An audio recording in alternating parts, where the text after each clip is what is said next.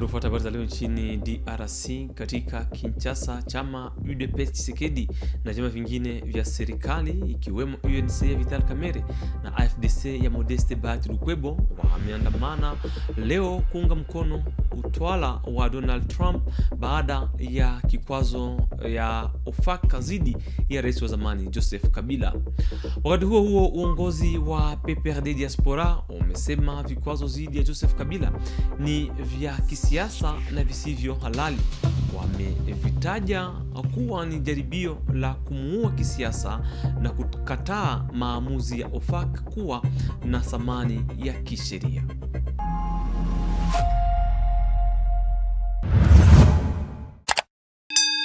Hujambo. Katika Kinshasa, mji mkuu wa DRC, chama UDPS Tshisekedi pamoja na vyama vingine vya serikali waliandamana leo Jumatatu kuonyesha kuunga mkono serikali ya Marekani ikiongozwa na Donald Trump baada ya vikwazo dhidi ya rais wa zamani wa Kongo Joseph Kabila. Vyama kama UNC ya Vital Kamerhe na AFDC ya Modeste Bayirukwebo vilishiriki maandamano hayo.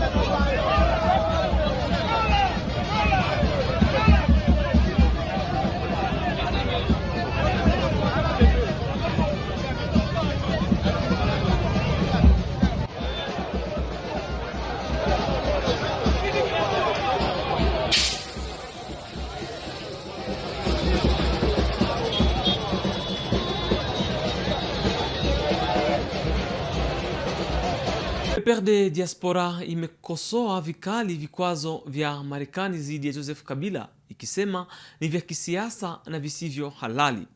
Imesema ni jaribio la kumuua kisiasa Joseph Kabila na kukataa maamuzi ya shirika OFAC. Blaise Basabose ana maelezo kamili. Katika taarifa ya tarehe 4 Mei mwaka 2026, PPRD Diaspora imesema hii si mambo ya mahakama. Wanasema OFAC si mahakama, haiendeshi kesi, haitii watu mahakamani na haitoi hukumu. Kwa hiyo hawaoni hii kama adhabu ya mahakama. Pia wanakataa tuhuma kwamba Joseph Kabila anasaidia makundi ya wapiganaji. Wanasema hakuna ushahidi wa wazi unayothibitisha hilo. Wanasema pia mataifa ya nje yasiingie siasa za Kongo upande mmoja. Wanaongeza kuwa hata kuzungumza na makundi ya wapiganaji wakati wa amani si jambo jipya duniani.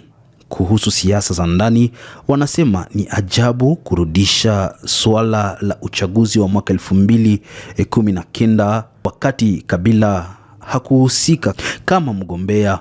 Wanasema hiyo inatumika kisiasa. Pia wanakumbusha historia ya Kongo, wakitaja Mobutu na Lumumba kusema Kongo inapaswa kuachwa iamue mambo yake yenyewe. Wanasema hizi adhabu ni kama kumchafua kisiasa Kabila. Wanaonya kuwa hii inaweza kuongeza shida ya migogoro nchini.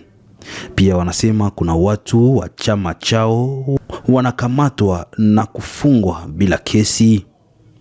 Kwa ujumla, wanasema shida ya Kongo si usalama tu, bali pia siasa, uchumi na jamii. Wanasema kumlenga Kabila peke yake haitatatua matatizo ya nchi. Marekani kupitia OFAC ilitangaza tarehe 13 Aprili mwaka 2026 vikwazo dhidi ya Kabila ikisema anasaidia F23, lakini upande wake anakataa na kusema ni hutuma za kisiasa. wanasema suluhisho ni mazungumzo na amani ili Kongo itoke kwenye migogoro. Na naibu gavana wa Kivu Kaskazini Shadrack Amani amezindua rasmi mitihani ya awali ya Exeta mwaka huu hapa mjini Goma katika chuo cha Mwanga. Zaidi ya wanafunzi 13,616 wakiwemo wasichana 16,440 wanashiriki katika kituo 106 humu jimboni. Ok, déjà moi je suis arrivée à 7h30, on nous a accueillis à partir de 8h parce qu'on nous a aussi distribué les macarons. Donc il était prévu que l'examen puisse commencer juste après qu'on soit entré en classe, mais il y a eu un petit retard, mais on a su quand même le rattraper et les examens sont venus. Le sujet que j'ai sélectionné était le sujet numéro 4 qui parlait de la femme étant comme, voilà, le courage de la femme étant comme sa protection. Pour ma façon de travailler, comme j'ai travaillé aujourd'hui, je m'attends peut-être à 7 ou à 6 ou à 8, ça dépend. En fait, je n'avais pas peur parce que déjà avec notre école, le complexe scolaire Mamaye et tout, ils nous ont donné beaucoup d'exercices avant de venir faire l'exéta. Donc c'était un peu plus facile que peut-être pour les autres. Juste dire merci, merci de nous avoir donné la chance de participer cette année, même si ça n'a pas été facile. Ce n'est pas facile pour nos parents de payer les frais de scolarité, mais quand même, par la grâce de Dieu et par le courage que les gens ont eu de nous laisser passer nos examens, c'était bien et on aimerait juste dire merci. Bien, quand nous sommes venus, nous étions entrés dans l'enclos du centre et puis on nous a distribué les macarons. On nous a dirigés vers les salles des examens. Nous sommes entrés en montrant aux surveillants nos macarons. Nous sommes assis sur des chaises, sur des pupitres, je peux dire. Puis, nous avons seulement beaucoup patienté parce que les examens ont vraiment traîné. On a fait à peu près 1 heure du temps en train de dormir, de somnoler, voilà. Alors, quand l'examen est venu, nous avons vu les chefs des centres passer dans toutes les salles en communiquant et en donnant des consignes aux élèves aux candidats qui vont passer l'examen. Mais aussi, je suis très content parce qu'on ne nous a pas fait peur, on ne nous a pas montré que c'est quelque chose de très spécial, mais on nous a seulement invités à nous concentrer et surtout à synthétiser. L'essentiel, ce n'était pas de beaucoup écrire, mais c'était de bien écrire. Oui. Bien, nous sommes très contents parce qu'ils ont respecté cette valeur qu'on dit souvent que l'école est apolitique.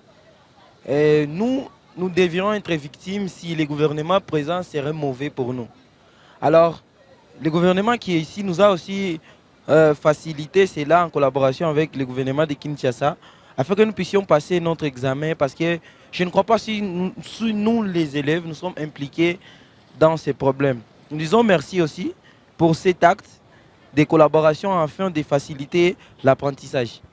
Tubaki hapa mjini Goma, kazi za kutengeneza barabara ya Tulipien zimeanza katika kitongoji cha Le Volcan. Mradi huu umetokana na juhudi za wananchi na msaada wa meya wa jiji Desire Ngabo Kisuba. Les habitants de l'avenue Tulipier dans le quartier Les Volcans en ville de Goma ont officiellement lancé ce samedi 2 mai 2026 les travaux de pavage de leur entité. Cette initiative communautaire bénéficie du soutien actif de l'autorité urbaine. Le maire Desire Ngabo Kisuba s'est rendu sur place pour une visite d'inspection. Accompagné de son équipe technique, l'autorité urbaine a tenu à saluer personnellement l'engagement de la population et invite les autres avenues à emboîter les pas car le développement de la ville est une affaire de tous. Chama chetu cha FM23 ni chama cha population, ni chama cha mabadiliko, ni chama ambacho kilikuja kuweza kuhusisha population via maprojet ya development. Alors tuko en pleine phase ya sensibilisation kwa population yetu via auto prise en charge. Tuko na husisha population kwa kuweza kuweka mchango ili tuweze kupitisha mapave mkila Goma. Goma inapashwa ijengwe na Goma haitajengwa na wazungu ama watu wa kutoka nje, lakini Goma itajengwa na sisi wenyewe, sawa vile tunazoea kusema ndani ya chama chetu cha AFC. Goma itajengwa na population ya Goma. Kwa hiyo tulianza sensibilisation, tuliweza kualika population ya mu quartier Le Volcan, avenue Tulipien 1 na 2, na hivi saa hii deja wameanza weka mchango kidogo kidogo, ndio unaona deja ma projet ya pavage ya hizi barabara mbili inaanza. À l'occasion, nous appelons d'autres avenues kwa kuweza kuambwate pa hii kitu ambayo kinafanyika hapa quartier Le Volcan avenue Tilipia 1 na 2. Sasa vile tuliendaka tena usiku kote ya Keshere tuweze kuweka pave ndani ya mwingine. Ile ni kitu ambacho kitatusaidia sana sisi kama raia, tuweke pave, tukishaweka pave tupande miti na vile vile tuweze kuweka matala kwenye barabara. Goma haitajengwa na watu wengine, Goma itajengwa tu na watoto ya Goma pekee. Na hii tutapita quartier par quartier, avenue par avenue ili tuweze kuhakikisha kama Goma imevala sura ya mtu. Sur le terrain, la satisfaction est totale. Madame Lumeur, habitante de l'avenue Tulipier, a exprimé sa gratitude envers le maire de Zirenga Bokisuba pour son implication personnelle dans ces projets qui désenclavent leur milieu de vie. Naikala mwaveni Tilipie, ninashukuru parce que uongozi wa chama vraiment inakuwa na changement. Ni pale nilifika hapa Goma, nilifikaka ya avenue haikuwa na image ya bien. Na kama mvule na nyesha kulikuwa tunaona pale yulu kwa majiwe eke mitugari ya chini ilikuwa na difficulté ya kupita, ilifale paka izunguruke jukengi. Me tunafurahi sana mu arrive ya maire wetu wa hapa sasa. Tunaona un certain matin bananza kutumwangia burongo tu batuweke mapave. Vraiment tunafurahi parce que hii avenue tu ni avenue ya intellectuel, ni avenue ya bien sana, mais barabara tungelikuwa shakosa juu tuweke mu modernisation. Tunamshukuru sana parce que nisi bote tukuna furaha sana kwa hii initiative analeta ya kuacha kuweka mapave mu barabara. Ça veut dire Goma inatakuwa réellement une province bien développée. Parce que kama mapave lenga mu chaque avenue, vraiment itabeba image ya pesa. La réalisation technique est confiée à l'entreprise Compressor Grap. Selon l'ingénieur Abdelaziz Deo, qui supervise les chantiers, les travaux devraient durer 2 mois. Il a profité de l'occasion pour rassurer la population sur la qualité du travail. Mimi ndio nimefanya hii kazi, najua kuifanya. Itakamata muda kidogo kama miezi 2 kwa hizi TDP 1, TDP 2. Notons que d'autres avenues ont déjà démarré les travaux de pavage. C'est notamment l'avenue Amane au quartier Keshero, toujours sous l'implication de l'autorité urbaine de Zirenga Bokisuba. Katika jimbo la Kivu Kusini, magunia 44 ya bangi yamechomwa moto katika operesheni ya mamlaka za M23 ili kupambana na dawa za kulevya na kulinda vijana pamoja na kuosha mazingira ya umma. Ripoti. Yaani sisi hapa tunafika hapa kwa kitendo ya kuwaonesha hii banki na wachuzi wa banki na wakunya banki. Ndio kusema hawa ni wachuzi wa banki, hawa mama wawili na hawa wote jinsi mnaona wanaikala hapa, hawa ndio wenyewe wanavuta banki. Ni banki ya mifuko 42. Nadhani unajua jinsi banki ni kitu kibaya na chama yetu ya M23 haipendi vitu saa hivi. Hii ni droge mbaya sana. Droge yenyewe inaharibu maisha, droge yenyewe inaharibu nchi, droge yenyewe inaharibu sana, ni kitu mbaya sana. Ndio maana hii mifuko 42 tunaileta hapa na wavuta banki na wenyewe wanauzisha banki, tu tuichome mbele ya population na wengine waone, yani chama chetu cha M23 hakitaji vitu saa hivi vya kuchuza banki ama kuikunya. Mimi nazipatia wengine vijana waache kuvuta wangi kwa jua kikamatwa nao watafungwa sami. Mimi nasema watusamee na chama iendelee kufanya kazi juu kuachisha wajene bangi ni ya maana sana. Kwa juu yuko avuta wangi kwa sababu maishavu wanafai hawezi fanya. Bakiniachilia mimi naziacha na mna shauri hata na wengine nao waache kuvuta. Mimi nilikuwa na bangi na mimi nalomba msamaha chama M23. Ndio banatubana tutongeza tena batusame. Mimi mama Francine mimi nakatala, mimi nabambia ujumbe muache kujisha bangi, mkendelea mtakamatwa kama sisi.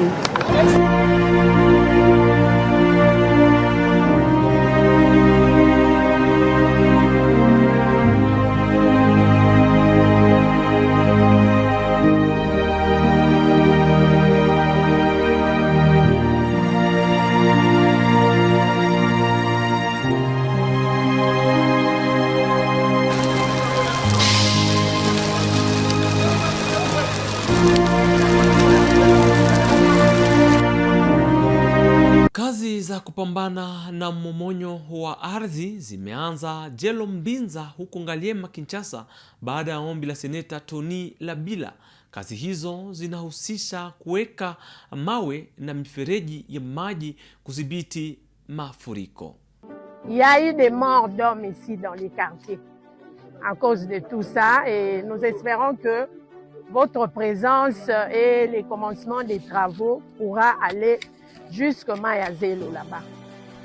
Kwa kumalizia, naibu mkurugenzi mkuu wa Agence Congolaise des Grands Travaux Jean-Claude Midombwete amefanya ukaguzi wa mradi wa ukarabati wa barabara ya RN1 kati ya Mbujimai na Nguba, mradi wa kilomita 850 unaotarajiwa kukamilika mwishoni wa mwaka 2027.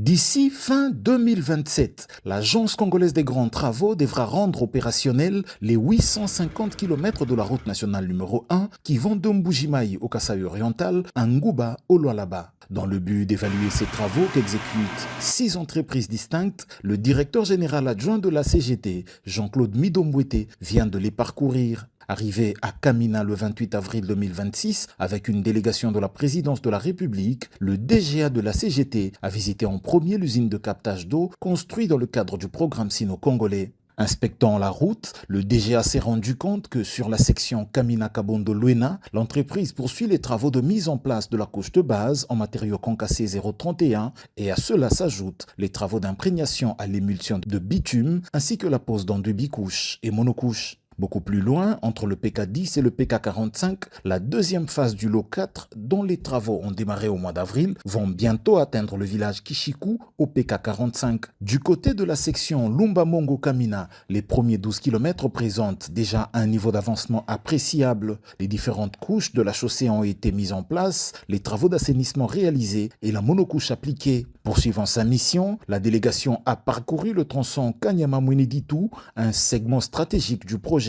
Sur ce linéaire, le DGA a pu constater l'évolution progressive des travaux, notamment les opérations de terrassement, de mise en forme de la plateforme, ainsi que des travaux de drainage qui sont exécutés sur plusieurs sections. Dans l'espace Grand Kasaï, assisté des équipes de la direction provinciale locale, Jean-Claude Midombwete a parcouru ce lundi 4 mai les 8 km de la traversée de la route nationale numéro 1 dans la ville de Mbujimai qui passe à 4 voies. La RN1 est un des projets phares de son Excellence Félix Tshisekedi Tshilombo, du moins jusqu'à la fin 2027. Nous comptons en tout cas livrer cet ouvrage. À ce jour, près de 90% des obstacles majeurs ont été levés sur cette traversée où 44 personnes ont déjà été indemnisées sur un total de 98 personnes concernées. Ce tronçon devrait recevoir sa couche de roulement d'ici le 15 mai prochain. Mpendwa mtazamaji, pamoja na habari hizo toka Mbujimai, tunakomesha yaliyojiri leo nchini Jamhuri ya Kidemokrasia ya Kongo. Tutakushukuru kufuata mwanzo hadi mwisho. Tukutane kesho kwa habari zingine.